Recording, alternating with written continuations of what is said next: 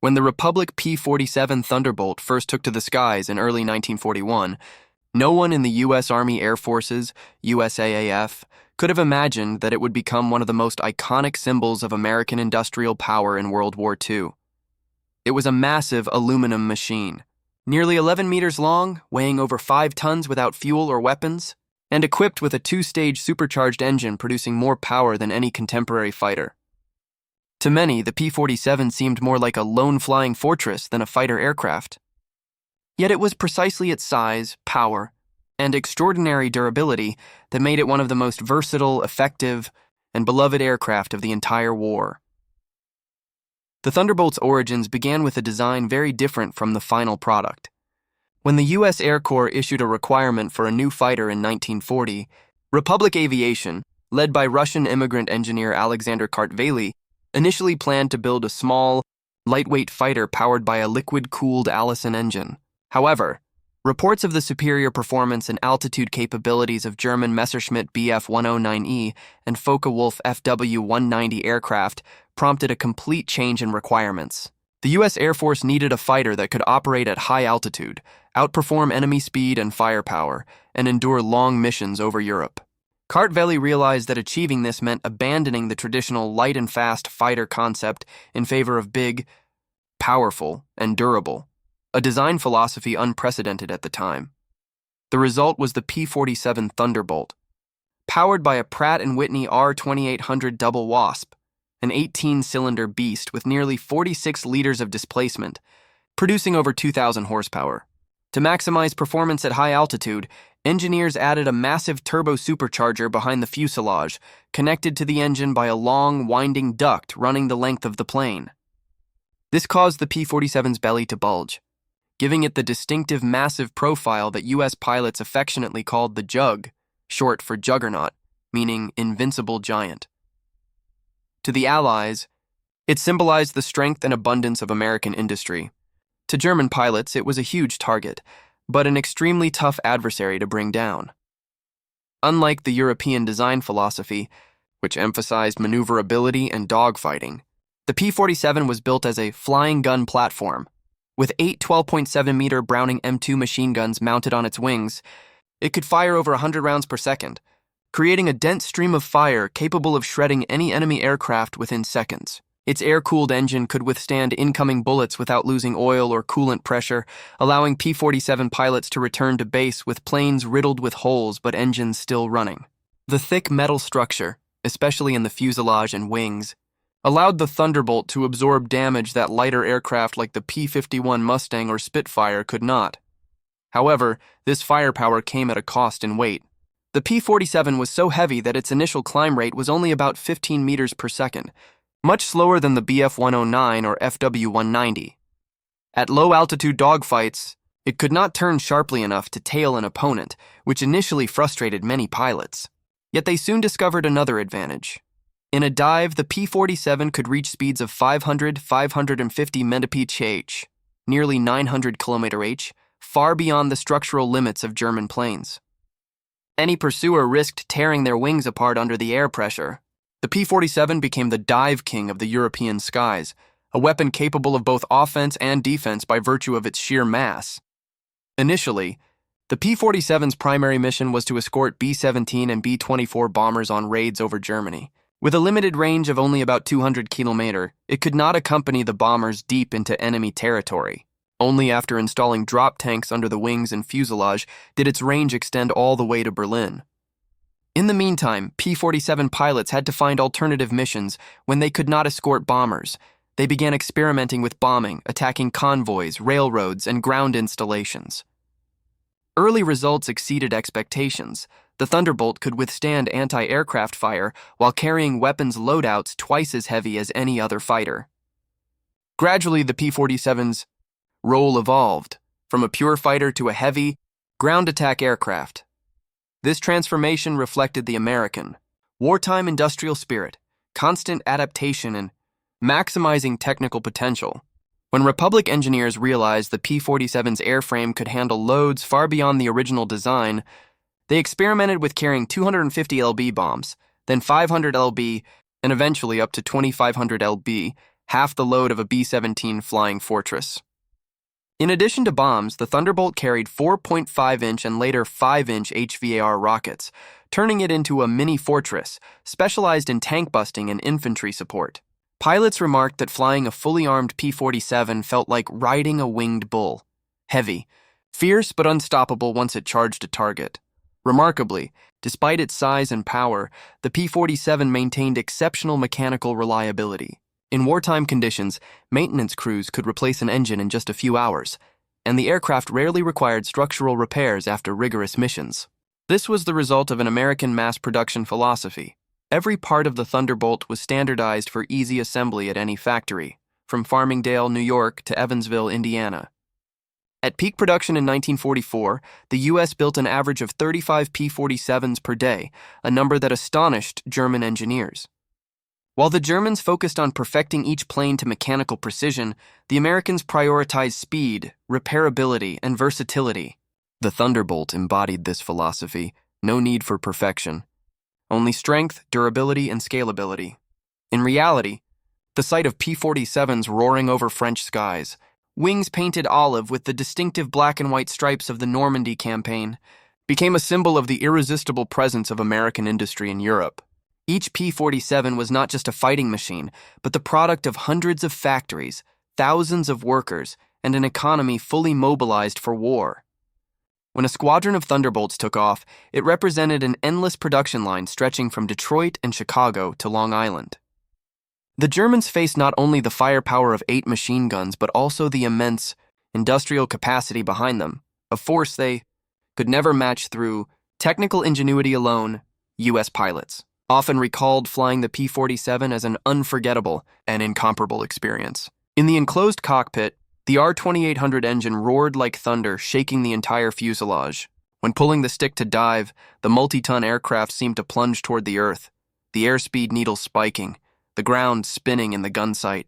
Yet a strong pull upward would send the P-47 climbing steadily, slowly but surely, like a giant beast returning to the sky. Pilots who survived several missions trusted it absolutely, not just for power, but for protection in seemingly hopeless situations. Many stories recount P-47s hit by flak, losing portions of wings or catching fire, yet still returning pilots safely to base.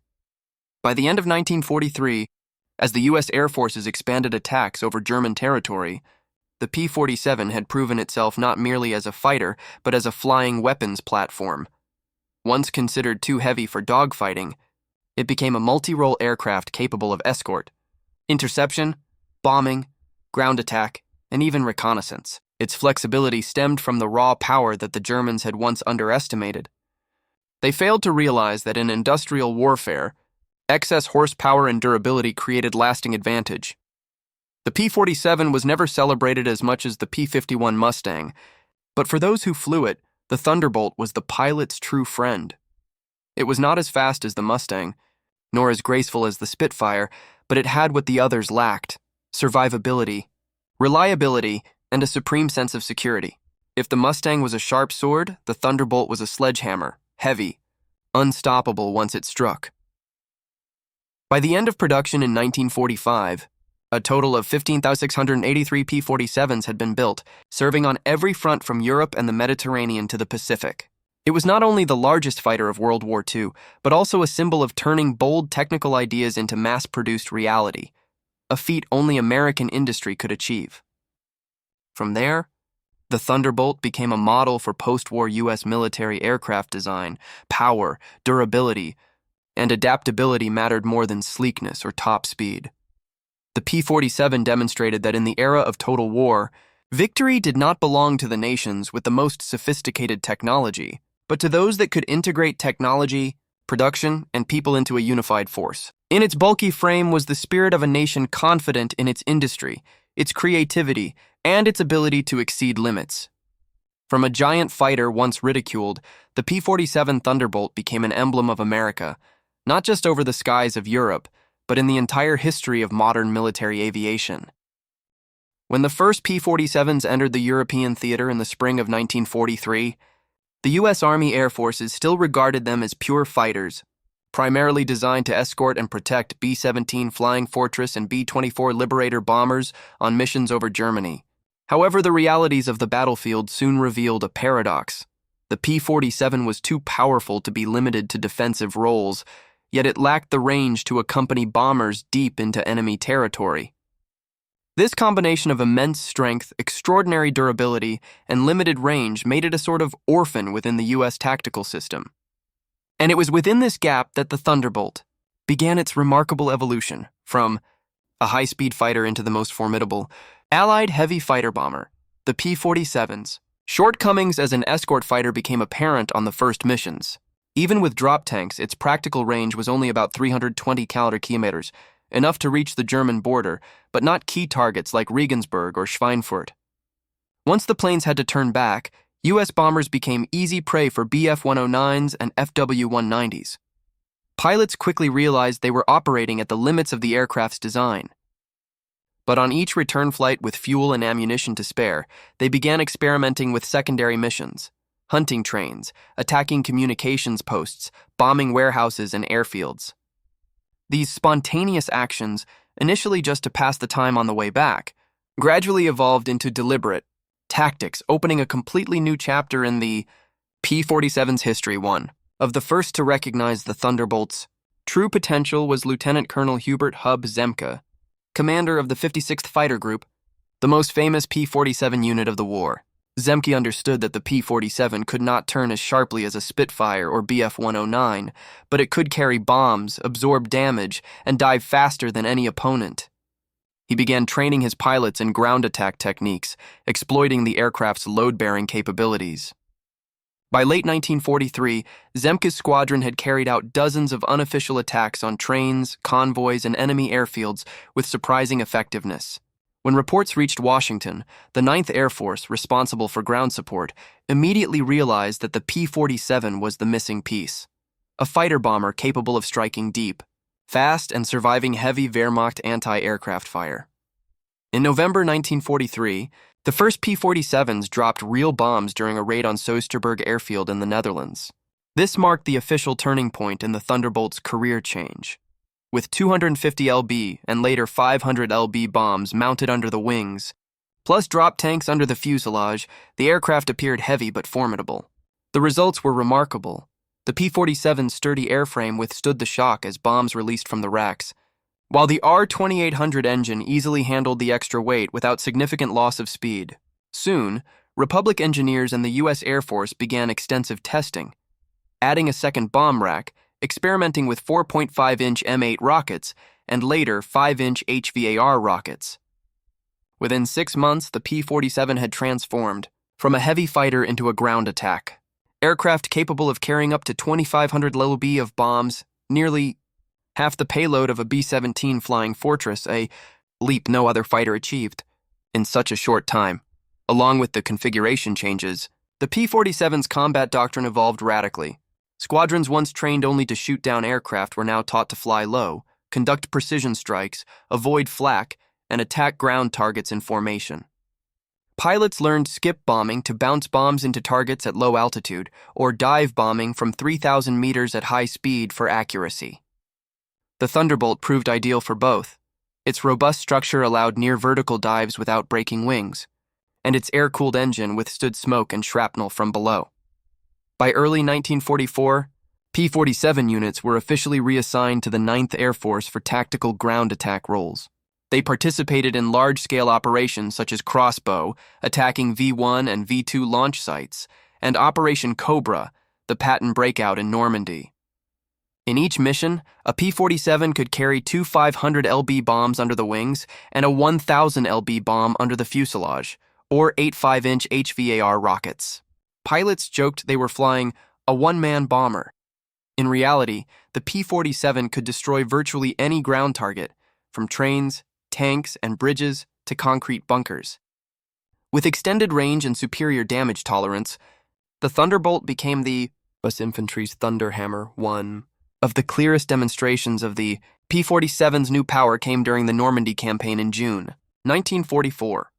From D-Day through the end of the month, hundreds of P-47 squadrons operated continuously over France. They flew over 2,000 sorties per day, dropping thousands of tons of bombs on artillery positions, convoys, and fuel depots. Thanks to Thunderbolt support, German forces could hardly move during daylight. Any convoy on the roads risked detection and destruction within minutes.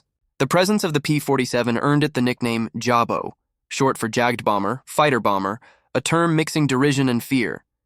In the following weeks, Jabo terror became a daily reality for Wehrmacht troops on the Western Front. The P-47 not only destroyed materiel, but also broke enemy morale.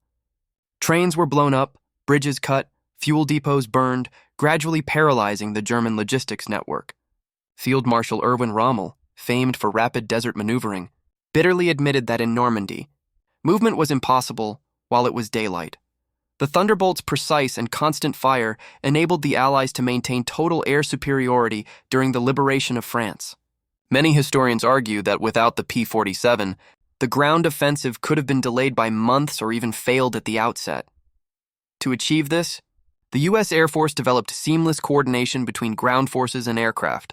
P-47 units shared radio frequencies with ground command, allowing immediate close air support. In the Falaise Pocket in August 1944, Thunderbolts flew day and night to attack retreating German forces. Pilots recalled skies filled with smoke and dust, bombing by the flashes of artillery below. Hundreds of German armored and motorized vehicles were destroyed, most by P-47s.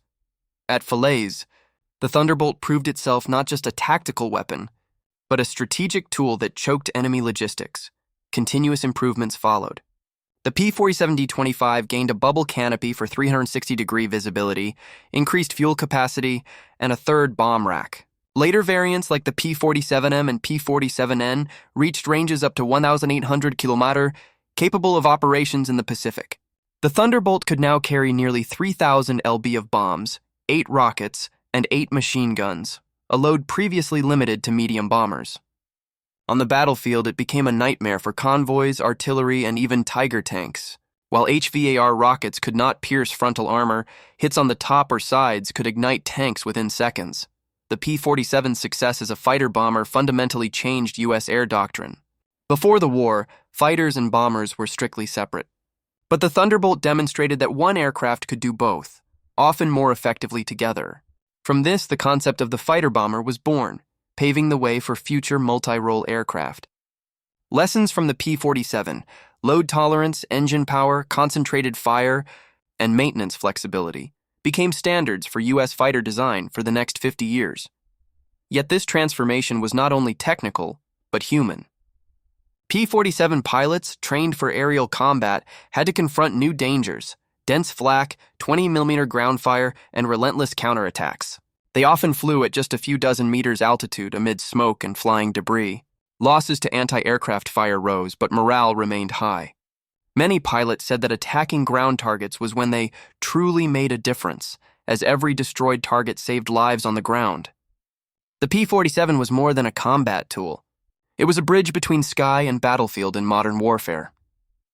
By the end of 1944, the 9th Air Force had over 2,500 P-47s in Europe, forming the bulk of U.S. ground attack forces. Daily sorties numbered in the thousands, dropping over 1,000 tons of bombs and firing tens of thousands of rockets.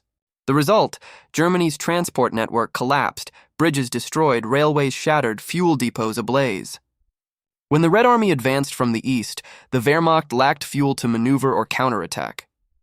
In the thunderous shadow of P-47 streaking across the sky, Allied victory was already being shaped, not only by firepower, but by the extraordinary adaptability of a machine once deemed too heavy to fight.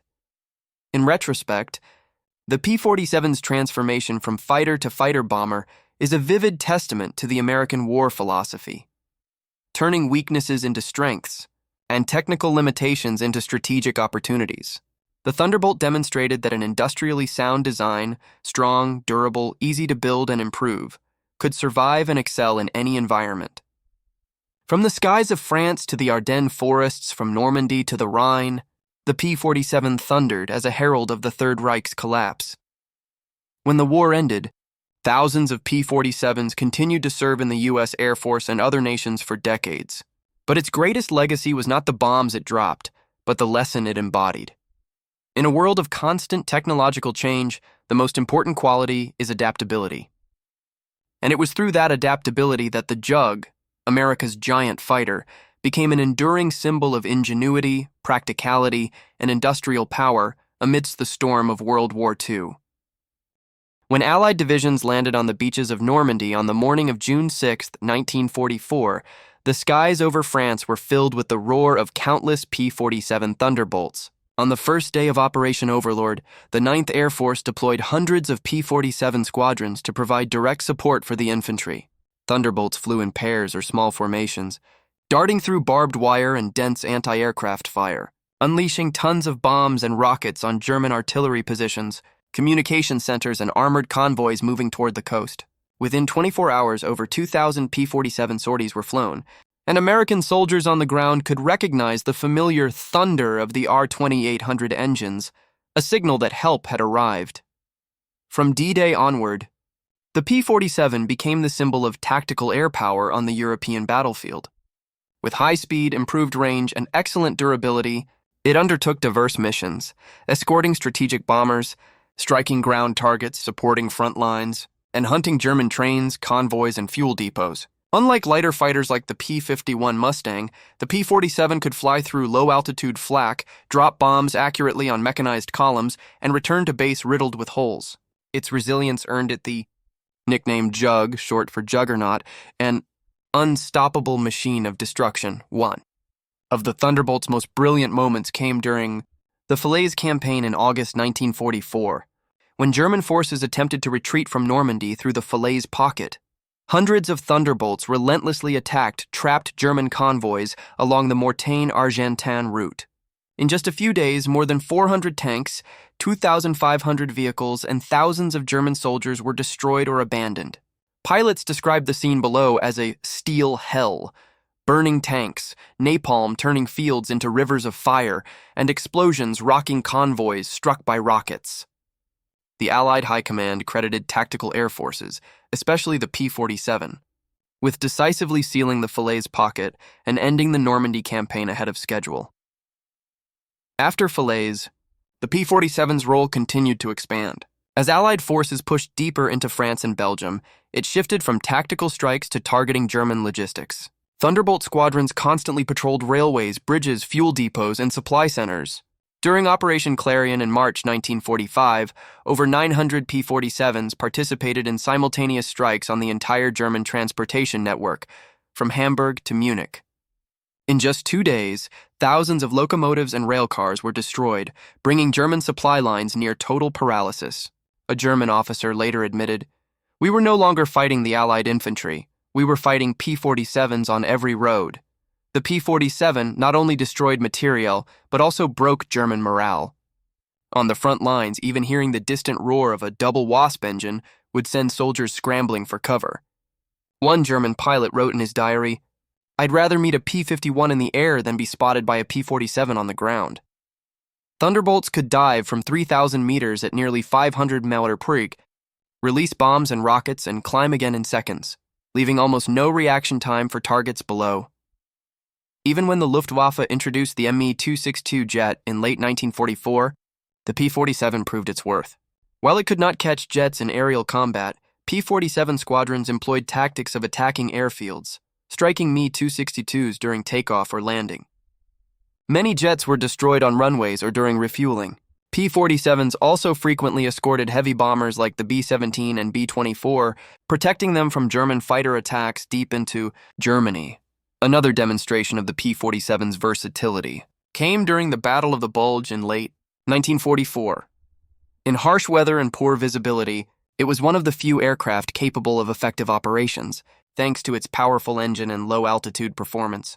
When the skies cleared, Thunderbolt squadrons unleashed bombs and rockets on German tank columns at Bastogne, helping U.S. forces hold the line. In this campaign, the P-47 earned the reputation of a flying artillery for the infantry. By early 1945, the 9th Air Force could launch more than 2,500 P-47 sorties daily.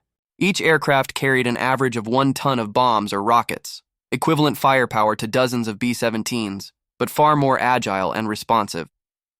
By the end of the war, P-47s had dropped a total of 132,000 tons of bombs. destroyed over 86,000 vehicles, 9,000 locomotives, 6,000 railcars, and thousands of artillery pieces, fuel depots, and bridges, a tally surpassing any other Allied fighter. The P-47 also operated effectively in Italy and Central Europe. In the Po Valley and Rhine campaigns, American and British Thunderbolts coordinated with ground artillery, striking defensive positions and transport lines with precision. Its maneuverability and resilience allowed it to fly in complex terrain, often taking heavy fire and returning safely. An often overlooked aspect of the P-47 was its psychological and strategic impact on German logistics. Its presence forced German units to move at night, disperse forces, and conceal vehicles, drastically slowing operational mobility. Losing control of the skies to the P-47 meant German counterattacks were stifled before they could even begin. The Thunderbolt also redefined the concept of close air support. Previously, fighters and attack aircraft were separate. The P-47 blurred that line.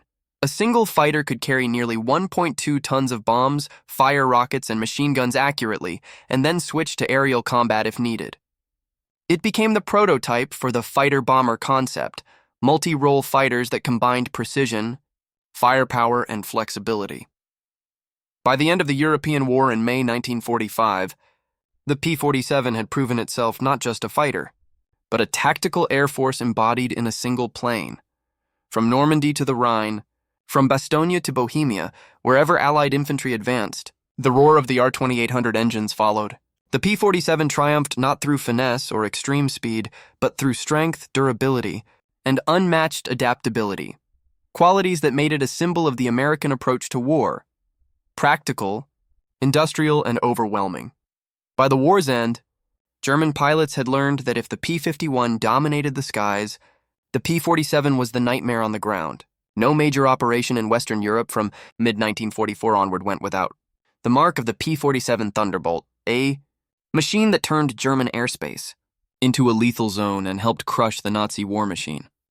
Behind the resounding success of the P-47 Thunderbolt was not only an outstanding design, but also an industrial and organizational feat that no nation but the United States could achieve during World War II, while Nazi Germany struggled to maintain production and fuel supplies.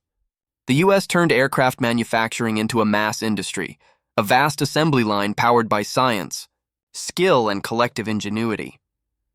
As early as 1941, the U.S. government placed great trust in Republic Aviation, the P-47's manufacturer. From the main plant in Farmingdale, New York, to satellite facilities in Evansville, Indiana, and Curtiss-Wright in Buffalo, the entire production chain was organized like a synchronized network.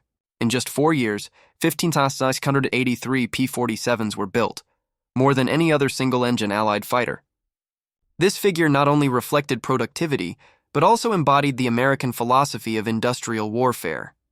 If aircraft could be mass-produced with consistent quality, victory was only a matter of time. The P-47 production process exemplified technical optimization. Republic engineers faced enormous challenges: the powerful yet bulky R-2800 engine, a fuselage capable of withstanding extreme G-forces during high-speed dives, and ease of frontline maintenance.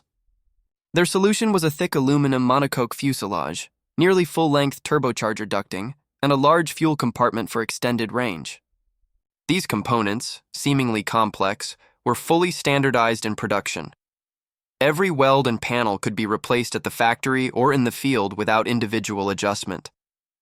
Thanks to modular assembly lines, Republic factories achieved astonishing output. Over 35 P-47s rolled off the line daily, nearly 1,000 per month at the 1944 peak. Meanwhile, German factories took weeks to complete a few dozen Bf-109s or FW-190s due to material shortages, bomb damage, and unskilled forced labor. This contrast reflected America's nationwide organizational strength, mobilizing the civilian economy for war without collapsing daily life. Alongside production came unprecedented training. The USAAF understood that even the most powerful weapon was useless without skilled pilots. P-47 training programs were rigorous, averaging 200 flight hours, almost twice that of late-war German pilots. Training consisted of 3 stages: primary, intermediate, and aircraft-specific. Initially, cadets flew basic trainers like the PT-19 or BT-13 to learn flight, navigation, and emergency procedures. Intermediate training in the AT-6 Texan focused on tactics, formations, and combat skills. Finally, specialized P-47 schools taught everything from operating the R-2800 engine and turbocharger controls to dive bombing and takeoffs and landings on short or improvised runways. The U.S. also employed standardized simulator-based training, advanced for the time. Cadets used link trainers to practice instrument reading, target identification, and emergency procedures in safety. This method conserved fuel and aircraft while dramatically improving survival rates in combat. By contrast, by 1944-1945, the Luftwaffe suffered a severe shortage of experienced pilots. Many German trainees flew only 60 hours, often in poor weather and without live ammunition, before entering combat. While U.S. pilots rotated rest periods and were equipped with windproof gear, oxygen masks, and modern radios, German pilots faced exhaustion and fuel shortages. This disparity helped explain why P-47 kill ratios versus German aircraft sometimes reached 4.61, 4 to 5 German planes destroyed for every P-47 lost. The U.S. also trained synchronized ground crews. Each P-47 squadron had mechanics, electricians, and armament specialists working around the clock, replacing engines, repairing airframes, and refueling in hours to get aircraft back in the air. This industrial discipline enabled squadrons to fly 3 to 4 sorties per day, an unprecedented operational tempo. U.S. industry also provided continuous innovation.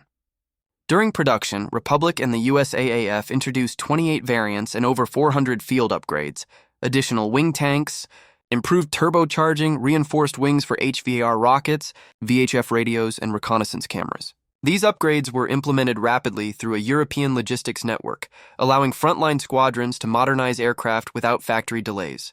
The key was operational flexibility. While Germany designed aircraft for specific roles, Bf-109 for air combat, Ju-87 for dive bombing, FW-190F for ground attack, the U.S. prioritized multi-role capability. The P-47 embodied this: a strong airframe withstanding dive bombing forces while carrying heavy payloads, armed with machine guns, bombs, rockets, smoke, and auxiliary fuel tanks, capable of almost any tactical mission.